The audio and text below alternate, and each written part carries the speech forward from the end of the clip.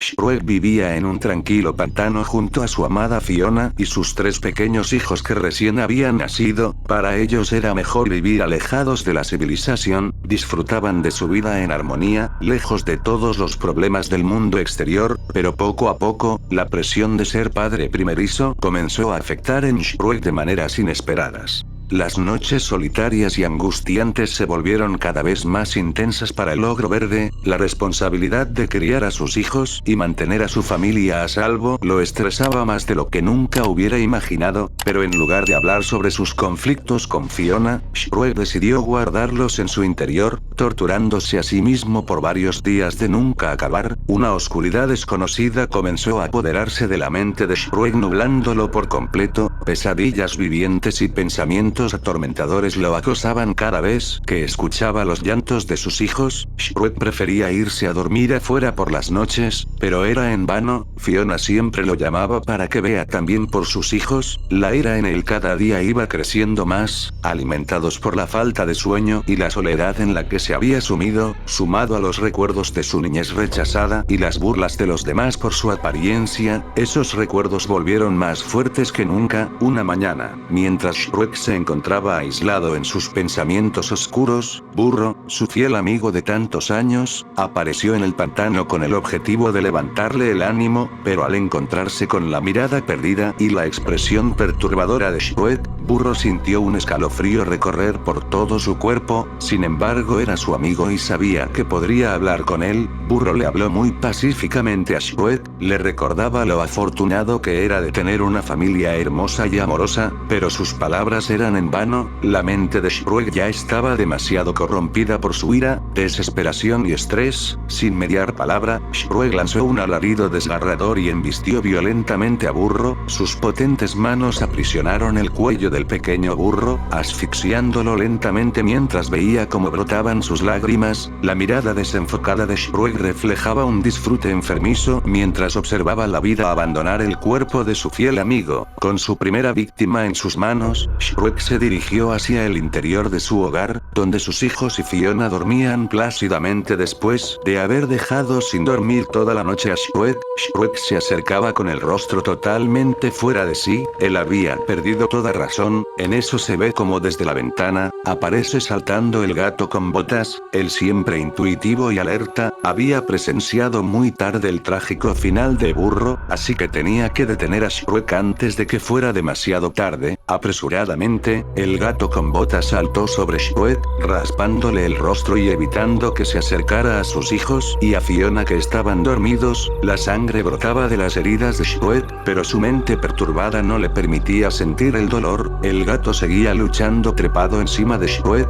Rápidamente el gato con botas lanzó su espada hacia Fiona para que roce su piel y que se despierte. Afortunadamente logró despertarla. Mientras Shrek intentaba quitarse al gato de encima, Fiona despertó y al ver a Shrek, quedó en shock al ver la transformación de su esposo. Tomó a sus hijos y huyó hacia el bosque del pantano. El gato con botas, sabiendo que no podría luchar por mucho tiempo contra Shrek, sabía que tenía que sacrificarse para darles tiempo a Fiona y a sus hijos para que escapen. El gato saltó hacia donde estaba su espada y, esquivando todo ataque de Shrek, trataba de no herirlo de gravedad. El gato tenía la esperanza de que Shrek entre en razón. El gato era más veloz que Shrek, así que le había hecho múltiples cortes. Shrek seguía fuera de sí. En eso el gato se detuvo y se paró frente a Shrek, dejó su espada en el suelo y puso una mirada que trataría de convencer a Shrek para que entre en razón. Mientras lo miraba de una manera inocente, le decía que ya no le haría más cortes, solamente debía de razonar y pensar en los momentos alegres que pasó junto a su familia. Shrek se quedó pensando, su cara cambió nuevamente y de un repentino movimiento, agarró de la cabeza y de las piernas al gato. De una brutal movida, partió a la mitad al gato con botas. Shrek seguía fuera de control, pero no todo estaba acabado, faltaba su familia. Él aún podía oír a lo lejos el llanto de sus hijos. Shrek, corriendo sin control, se dirigió hacia el bosque.